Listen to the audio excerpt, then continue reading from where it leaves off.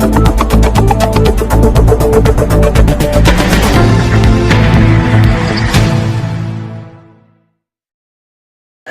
Compare to कमी झालाय sir. जे पेशंटचा आणि जे संस्थेचा त्याच्याकडे बघण्याचा अप्रोच चांगला झाला, त्याच्यामुळे मॉर्टॅलिटी रेट कमी आहे सर. 45 per lakh. Yes. हे मातांचं आणि हे जे पण मॅटर्नल केअर द्यायची आहे आपल्याला त्या मातेलाही म्हणजे आदराने वागवायचं आहे. झाल्या आहे त्यापैकी 59 केराटोप्लास्टिक होतात. कॅटरॅक्टचं ऑपरेशन पण इथेच होतं. कॅटरॅक्ट ऑपरेशन इथंच होतं सर आपले. ते सेम डे डिस्चार्ज करतात का किती दिवस? नाही sir, first day admission, second day ओटी, थर्ड डे डिस्चार्ज. अच्छा. वीक में 3 ओटी होते, महीने के मैक्सिमम 12 से 15 ओटी अपने पास होते और 20 के ऊपर ही पेशेंट्स ऑपरेट करते. तो अपने को सर यहाँ पे जो हॉस्पिटल अपना नेत्र विभाग, उसको उन्होंने हैंडओवर करने के लिए कहा है हमको, कैंसर हॉस्पिटल को. लेकिन उसका लेटर आया हम टोपे साहब का, तो उन्होंने बोला वो वहाँ से हलाना नहीं है. सर, आमच्या सर्वांच्या वतीनं एकच मागणी होती की सर आम्हाला एकतर शासनामध्ये समायोजन करावं किंवा समान काम समान वेतन ही गोष्ट तरी राज्य शासनाकडून म्हणा किंवा आपल्या स्तरावरून केंद्र शासनापर्यंत सादर करून किंवा सांगून सर आम्हाला शासन सेवेमध्ये समायोजन करण्याबाबत आपल्याला विनंती करतोय सर सर्वांच्या वतीनं.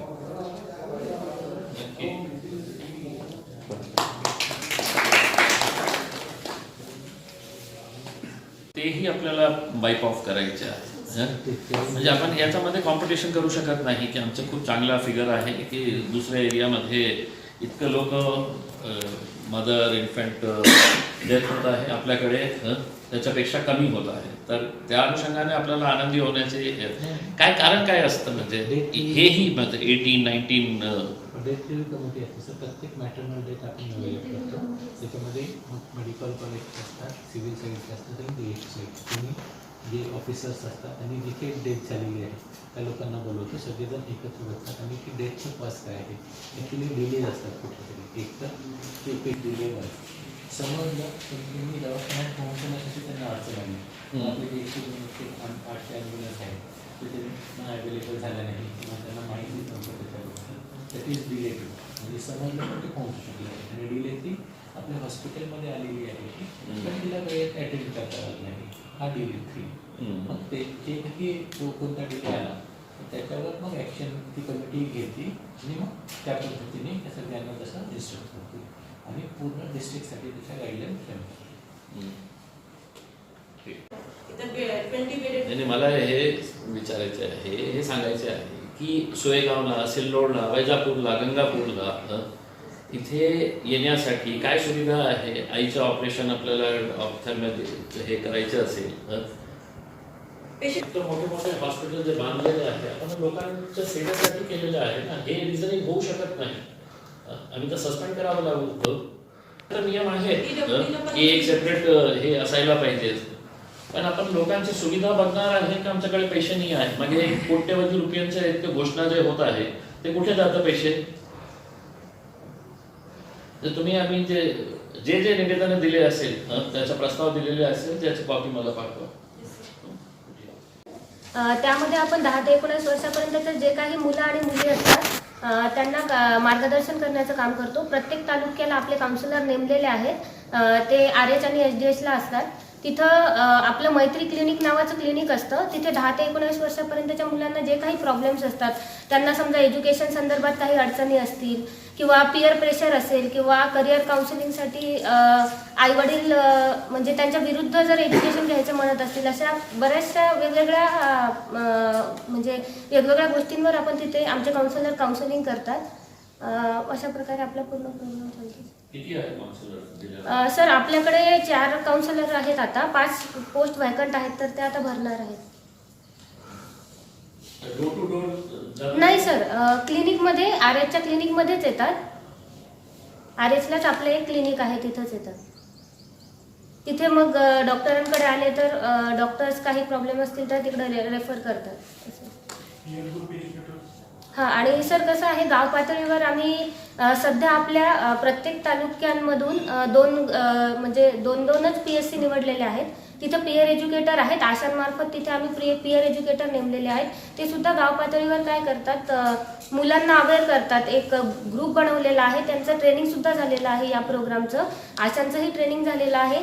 ते सुद्धा साप्ताहिक आणि मंथली मीटिंग गाववाईज घेतात. तिथे जर त्यांना काही प्रॉब्लेम्स असतील तर आमचे पियर एज्युकेटरसुद्धा RH आणि PSC मार्फत म्हणजे PSC मार्फत ते RHला रेफर करतात. मग तिथून पेशंटला मार्गदर्शन होतं.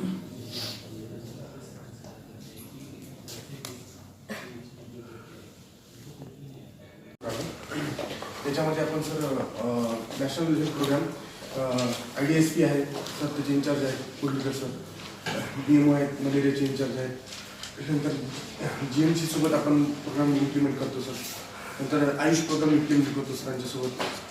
सिव्हिल साईडला CSRांसोबत कोऑर्डिनेट करून सगळे नॅशनल प्रोग्राम इम्प्लिमेंट करतो सर जिल्हा स्तरावर. आणि आता ह्या वर्षीपासून कॅन्टोन्मेंट बोर्डला 95 लक्ष मंजूर झालेले आहेत. पहिलीच वेळ आहे ही की कॅन्टोन्मेंट बोर्ड सुद्धा NHM मध्ये इन्क्लूड झालेलं आहे सर.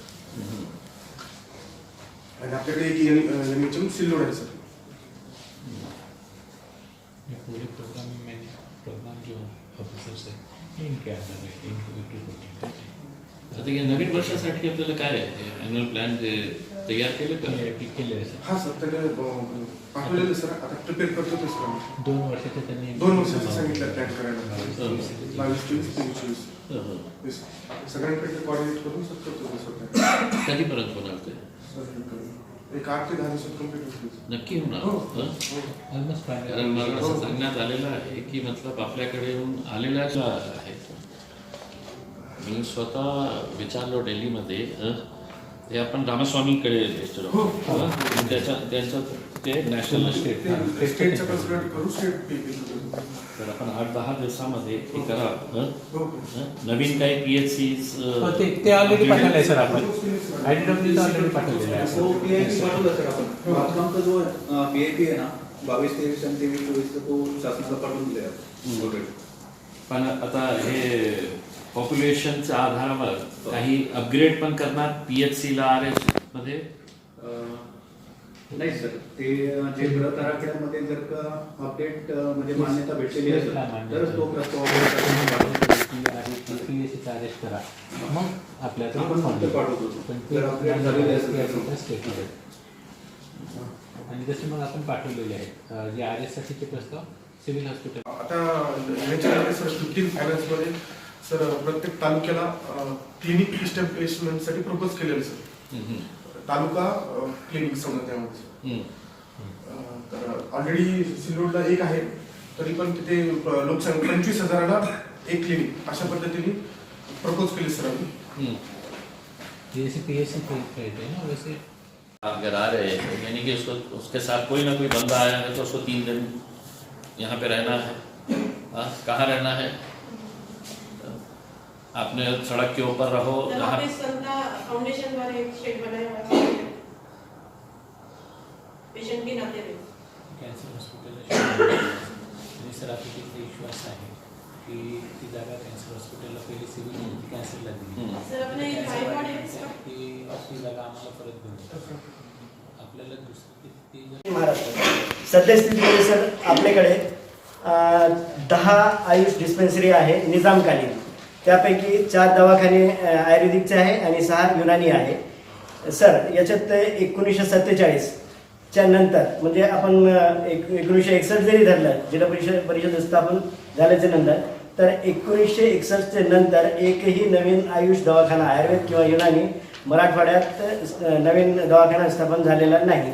जे काही स्थापन झाले ते सर्व विदर्भात झालेले आहे.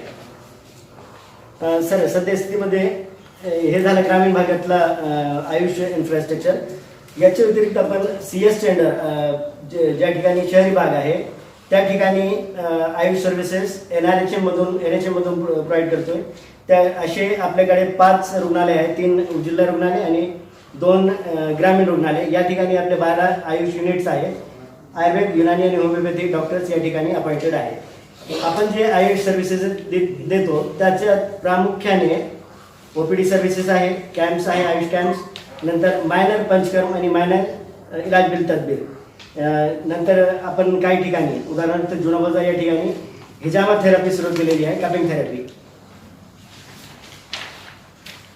आपला सर विषय नेक्स्ट पेजवर घेतलेला आहे वॅकन्सी स्टेटस. तर ग्रामीण भागातले जे दवाखाने डिस्पेन्सरीज आहेत त्या ठिकाणी युनानी हकीमचे 6 पोस्ट आपल्याकडे सँक्शन आहे. त्यापैकी 4 वर्किंग आहे आणि 2 वॅकंट आहे.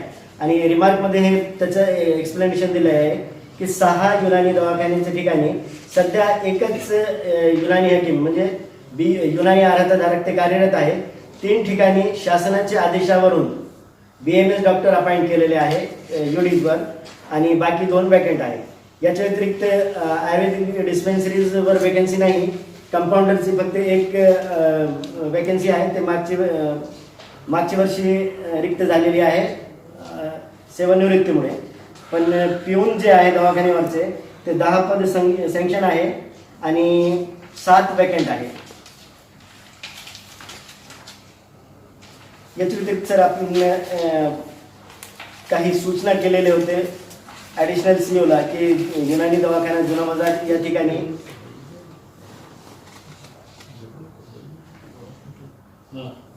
ॲडिशनल CEOला आपण सूचना केले होते की युनानी दवाखाना जुना बाजार याचं अपग्रेडेशनचं काय प्लॅन द्या म्हणून. तर त्यासाठी एक आरोग्य विभागामार्फत प्लॅन तयार करून त्यांना देण्यात आलेला आहे 30 बेडेड युनानी हॉस्पिटल. तर हे जर युनानी जुना बाजारला आपण आराखडा तयार करून त्यांना ॲडिशनल CEOला दिलेला आहे. त्याच्यानंतर मग त्याचं थोडंसं परस्विशन केलं तर वैद्यकीय शिक्षण विभाग किंवा सार्वजनिक आरोग्य विभागाकडे युनानी दवाखान्यांना अपग्रेडेशनचं कुठलाही नियोजन नाही.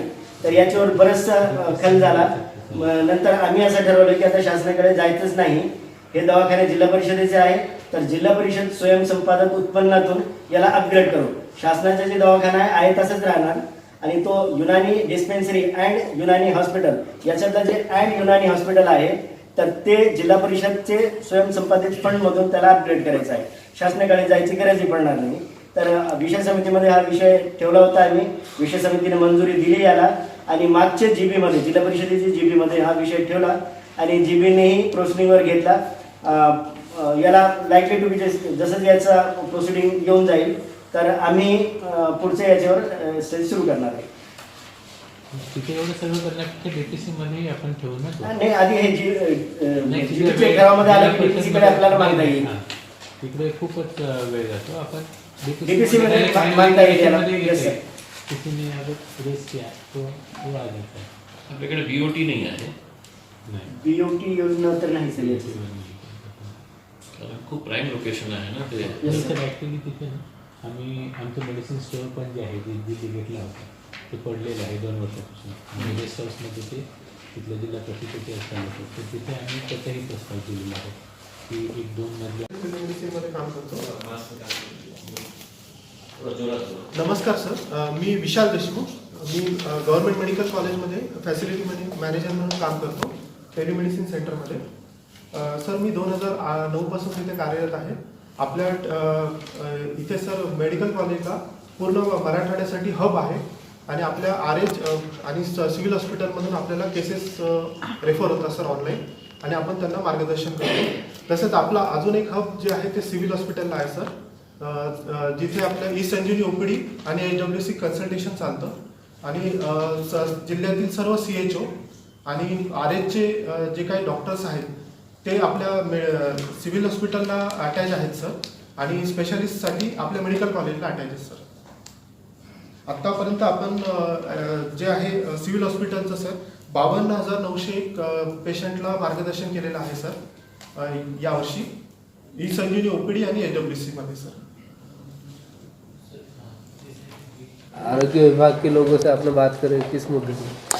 देखिए हर साल जो है वो हर ज़िले से नेशनल हेल्थ मिशन के अंडर में जो ग्रामीण एरिया के हो या अर्बन एरियाज़ के अंदर हो वो हॉस्पिटल्स कितने हैं, नए हॉस्पिटल्स बनाने की ज़रूरत है क्या, PHC सेंटर्स बनाना है क्या, या PHC सेंटर्स को अपग्रेड करके रूरल हॉस्पिटल का दर्जा देना है क्या, इसका एक एनुअल प्लान तैयार किया जाता है और उसके तहत ये प्लान सबमिट करके स्टेट गवर्नमेंट को भेजना पड़ता है और स्टेट गवर्नमेंट उसको सेंट्रल गवर्नमेंट के पास भेजते हैं।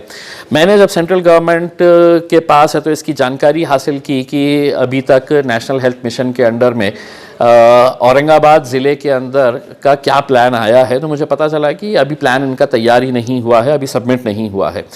तो उसी के लिहाज से मैंने ये मीटिंग कॉल किया था जिसके अंदर NHM के जितने भी विंग्स है, जो अलग अलग डिपार्टमेंट्स NHM के अंडर में काम करते हैं, तो उनकी मीटिंग लेके एक रिव्यू किया। मुझे ये उन लोगों ने आश्वासन दिया है कि अगले 8 से 10 दिन के अंदर पूरा एनुअल प्लान तैयार किया जाएगा और कहाँ कहाँ पर हम मेडिकल फैसिलिटीज़ बढ़ा सकते हैं।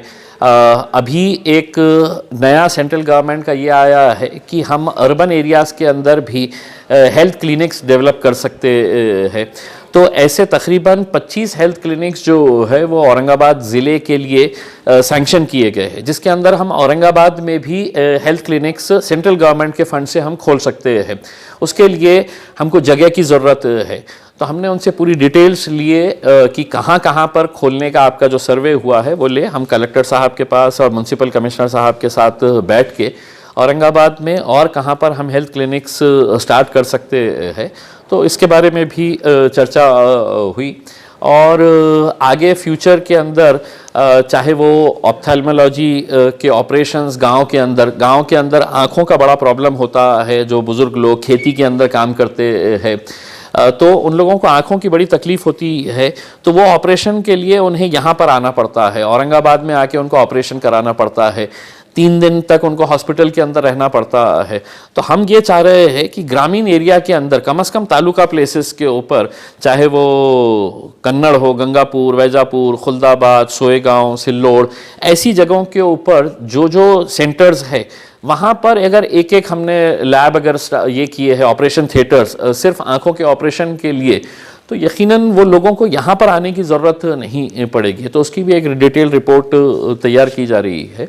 ओवरऑल मेडिकल इंफ्रास्ट्रक्चर को हमारा बेहतर करने का मंसूबा है।